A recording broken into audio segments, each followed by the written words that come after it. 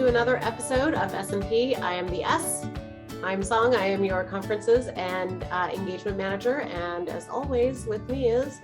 I am P is for Paul. I'm your deputy director here at NAI. And it's fall. We've turned the corner on the equinox. It's fall. It's windy. It's a little cool. We got a little rain today here in Fort Collins. I'm sure everybody does. I happen to like fall very much. Song, what do you think? We don't want to talk about it. Okay, we're not talking about fall. Okay, all right, sorry. But that does mean that we're just this much closer to the NAI National Conference. We're so close. We're like 2 months away. Can you believe that? I know. I kind of can't actually, but I'm super excited. So you can join us in Palm Springs, or you can join us online. We've got a great lineup for you. The full lineup for both in person and online will be coming in just a couple of weeks, mid-October. So be on the lookout for that. As you can tell, Song, I've been in Palm Springs since May, sitting here with these palm trees behind me like this. It's I just didn't leave after we did our site visit. I mean, that actually could be true. How would I know? You wouldn't know. This technology is flawless. Well, today is September 30th, which is National Chewing Gum Day, Paul. And what's your favorite kind of chewing gum? Do you like minty or like bubble gum classic or grape? You know where I'm going to go with this, right? I am a big league chew guy. Okay, but the original or grape flavor? No, the original. And did you know that the guy who invented Big League Chew, his name is Rob Nelson, and he was a pitcher for the Portland Mavericks, an independent baseball team that Kurt Russell played for and Bing Russell owned back in the 70s, 1975 to 1980. And they made an amazing documentary about it called The Battered Bastards of Baseball. It's one of my favorite documentaries. I do love Big League Chew, original flavor. And that reminds me, my favorite manager is Terry Francona, and he always had a giant tub. I don't even think Costco sells the size of tub that he had full of double bubble. And he was just constantly chewing gum. And Terry Francona reminds me of Cleveland Indians. He used to be with the Red Sox, now he's with the Cleveland Indians, but they changed their name to the Cleveland Guardians. And Cleveland is the location of the NAI 22 National Conference. I'm so excited for that conference. I think that is going to be so much fun. Cleveland is a cool city. I got to visit Cleveland when I was doing one of my social interpretation courses. And I got to present a social interpretation course at the Cleveland Zoo. And I had this amazing classroom setting where behind all the students was this big, the whole like window wall, like the entire wall was a window, and it looked out on the elephant enclosure. So I'm sitting there trying to conduct a course, and elephants are just walking by all day, and it was amazing. I couldn't get over it. And 15 times a day, I'm like, look, elephants. That is awesome. Well, Paul, that kind of brings me around to our guest today.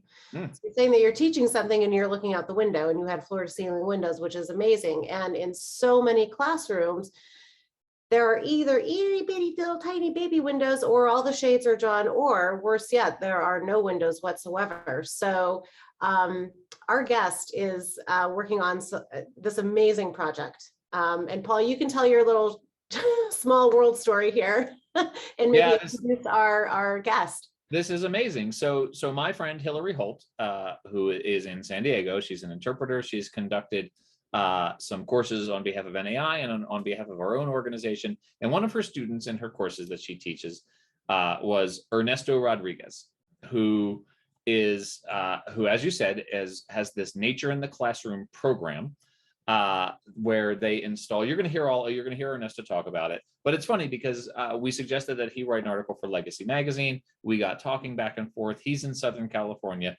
and he just happened to mention, without knowing where NAI is headquartered, that his next installation is going to be in Fort Collins, Colorado, and just happens to be at the school where the sister of my former next door neighbor is the principal. And so it was just a crazy sort of small world story. Just a funny small world story. Ernesto is super passionate about this project. He's making children's lives better during the school day, and you're going to love some of the visuals from this conversation. Oh, totally. So let's bring Ernesto in to talk about how he's bringing the outside in. Ernesto, thank you so much for being here, for taking part in talking about the work that you've been doing. Can you just tell us a little bit about the Nature in the Classroom program and where it came from and what it is that you guys do? Nature in the Classroom basically started after I took an interpretive guide class from Hillary Holt at the Catalina Conservancy. And the class was so inspirational. And after being certified as a California naturalist, I started getting emails from the North American Association of Environmental Educators. And I started seeing research about the impact of kids having views to trees out classroom windows. And that led me to further look into this phenomena. And it comes from a theory that came out of the University of Michigan called attention restoration theory, which basically says when we view trees and foliage, it calms us, it helps us focus and engage. And it's interesting because there's a study that just came out. I mean, and there's 40 years of research that verify the findings of attention restoration theory. And that's why when kids have views out windows to trees, it's been documented. It leads to higher academic performance, creativity, problem solving, test scores, focus, attention, engagement, and language skills. This is all documented research. So it's like, this, why isn't it being used? You've got 40 years of science. Why haven't you turned around and used it? So having been I'm a retired school psychologist. So knowing that teachers' wall space is sacred. You don't touch a teacher's wall space, but they seldom do anything with ceilings. And I thought, wow, what would kids be like if they sat under a tree all day? So I started down that road and trying to convince principals it took us a couple 3 years and several principals before one would, not be afraid enough about getting, whatever, sued or whatnot to say, yeah, let's try it. And it's funny, in talking to kids understand it right away when you tell them. So they don't need the 40 years of hard science and an explanation to for them to get it. They get it right away. I've got if I can give you a little anecdote about a 3-year-old who came up to me when we were putting into a preschool. She comes up to me and in rapid fire says, "Hi, who are you? What's your name? What are you doing here?" And I just kind of looked at her. I said, "My name is Ernie. I'm here to measure." She goes, "Measure?" She goes, "What's that?" I said, "Well, I'm gonna, measure to, see what we can do to put a tree in your ceiling." And she looks up at the ceiling and she looks back at me. She goes, "Really?" She goes, "That'll make me happy." So it's intuitive for kids to do that. Like I said, the science shows we're wired to interpret the fractal pattern, and that's what calms us, helps us engage and do better in school. So we've done now about a dozen classrooms in 5 different school districts, and the results are pretty consistent. The kids are calmer. The teachers are saying we have more time to teach because the kids come in and settle down quicker, and they have an extra 10 minutes a day to teach, which amounts to about 30 hours of additional instruction in a school year. So we were getting ready to measure that. We had partnered with the University of North Carolina, their education division, and getting ready to do a full-scale study, and then COVID hit.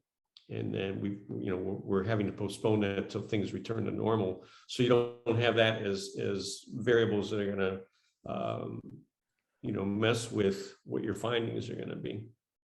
when you're putting these images of trees on the ceilings in classrooms, how do you select the images themselves? Are you choosing species that are local to the area? Is it more about the sort of aesthetic qualities? What is it, that specifically when you're putting trees in classrooms, how are you choosing those trees?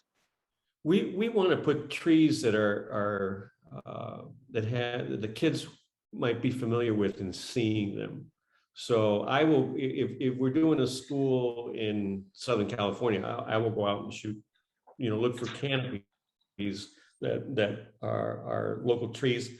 And like here in Catalina, I did the endemic trees. So it's interesting that kindergartners here know what the meaning of an endemic species is and how special that is, which is, it's resulted in kids saying they want to help nature, which, coming from a kindergartner, it's like, where's that going to lead to as this person becomes an adult?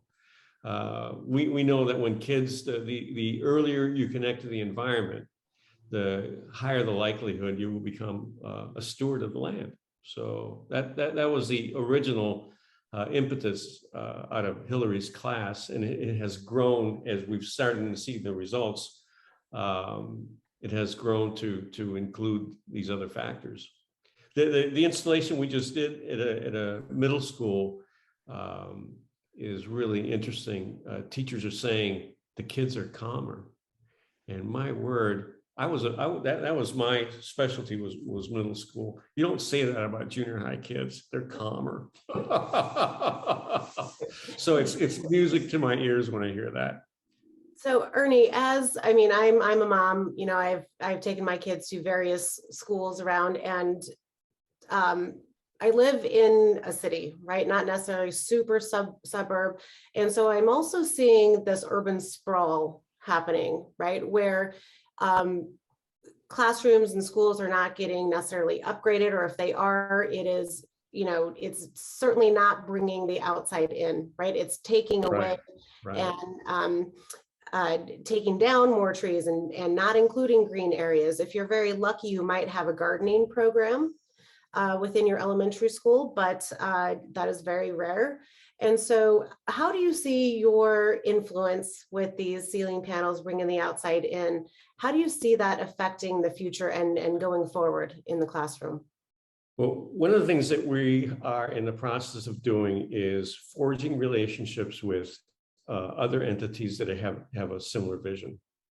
And the way we got connected to Fort Collins is through Tree People. And Tree People has been around since the early 70s, and they green up schoolyards and neighborhoods. And there, the science is pretty clear. Greener schoolyards, kids do better. I mean, it's just that simple. So we are trying to combine forces to not as a substitute for going outside, but as a reminder of what's out there. And that is one of the things. Like I said, we've just recently allied with Tree People. So that is definitely something that we are looking to promote, is get outside. Well, we love that. Yeah.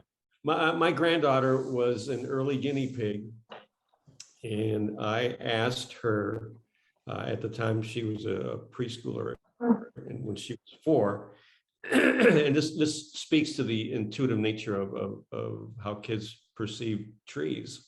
And I asked her, I said, hey Stella, I said, how do you and your cronies like the trees? And she just kind of had this puzzled look on her face. And she goes, well, everybody likes them. She goes, they ought to be in all classrooms. This is a 4-year-old. So, and like I said, this study that came out last week in England, looking at how trees influence and help cognitive development in the brain with middle schoolers.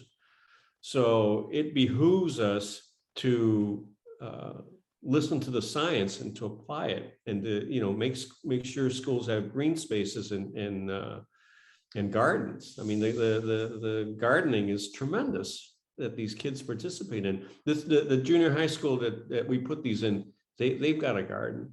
And the other thing that we're trying to do is is by aligning with organizations with a similar mission.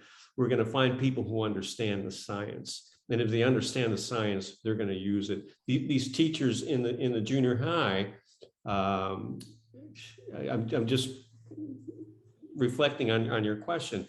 One of the things they've noticed, not only are they encouraging the kids to do, if they are stressed, to just look up at the ceiling and take a time out, but this one teacher has noticed the kids outside checking the trees, checking them out. So there's a carryover.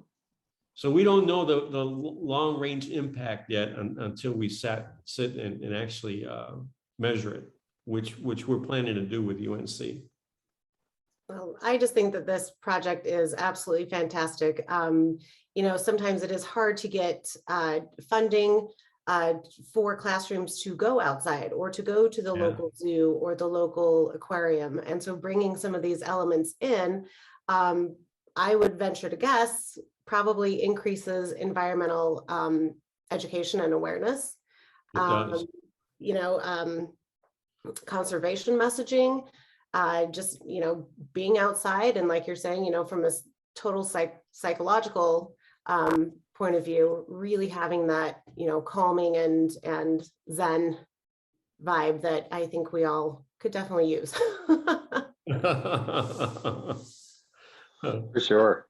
Well, Ernie, thank you so much. I mean, this will be this program will be detailed further in a Legacy magazine article that is coming up in the November-December issue of the magazine. So we'll look forward to learning more about that. I should say we will look forward to. I actually already know because I already have the article in hand.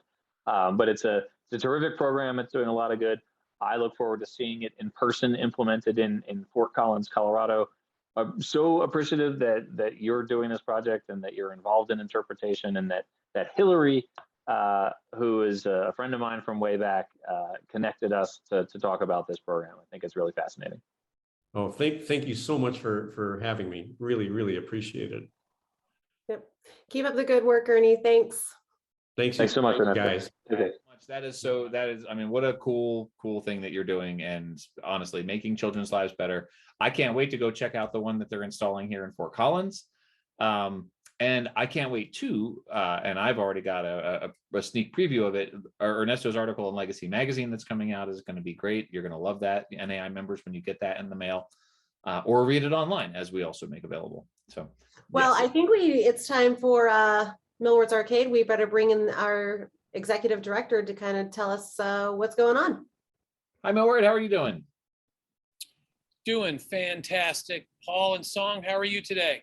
We're doing great. It looks like you're out there on safari right now.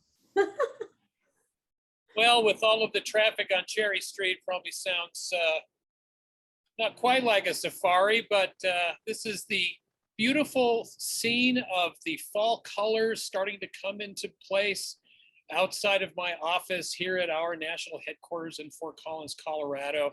I love this time of year. I love the fall, and I love the changes of the colors that you can see, because it reminds me of all of the exciting innovation and change taking place at NAI right now. So that's why I'm out here for this broadcast. All right. Well, this is the segment we call it Millward's Arcade. We call it What's Millward Excited About? Song, what's the question we always ask Millward? Millward, what are you excited about? All right, so the leaves are changing, and it's a time of innovation and change at NAI, and that is certainly something to be excited about. Paul and Song, we're trying exciting new things, like the commercial member showcase that we just did here a few days ago, the new member area on the website. We're moving forward with certification 2.0. This is kind of the latest evolution in our certification and training programs. We've been working on the new CIH and CIG instructor handbooks. We're making some significant changes to the requirements for those programs, and we're trying to create more of a tiered opportunity for our members to receive ever increasing levels of accomplishment in our certification programs. We are looking at the purchase of a learning management software system and doing research on that. And now the train is coming and making noise, so maybe we need to re-record this. No, I think it's perfect. Millward, the change that we're seeing in AI is inevitable, like the oncoming train. It's inevitable as a train staring you down. That's right. But I'm just scratching the surface. I'm excited about the new webinars and other forms of online learning that I think are really responsive to what our interpreters are facing and the changes happening in the world at large. Just a couple come to mind: the developing emotional resilience in the face of climate change. What could be more pertinent and relevant and timely than that? And that'll be taking place from October 5 to November 4.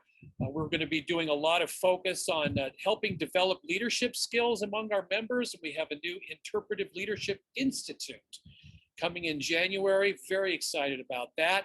We're cogitating on the possibility of a major leadership event, and I'll just kind of wet your whistle with that, but stay tuned. Same thing with an exciting new twist to InterpTech that we're cooking up that's very exciting.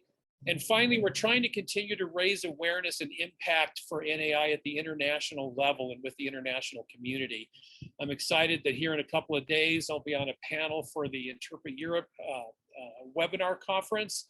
And then at the end of this month, the International Council of Monuments and Sites has asked me to do a guest presentation for their international symposium. So I feel like we're really getting involved in the international community in new and exciting ways as well. So there's a few things that I'm excited about in this beautiful setting where change is in the air. That is amazing. That was a lot of stuff, Millward. That was a lot of stuff. Always a lot of cool stuff going on at NAI. There I is think a lot of cool stuff. Our music question this time has to be, Millward, what is your favorite train-based song? Yeah, I was humming it earlier. Of course, it's Jethro Tull. And the train, it won't stop going. No, it wouldn't slow down.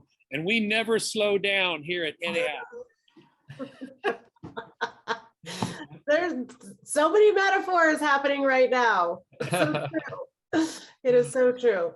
Well, so get on the train. It's an exciting time. Yeah.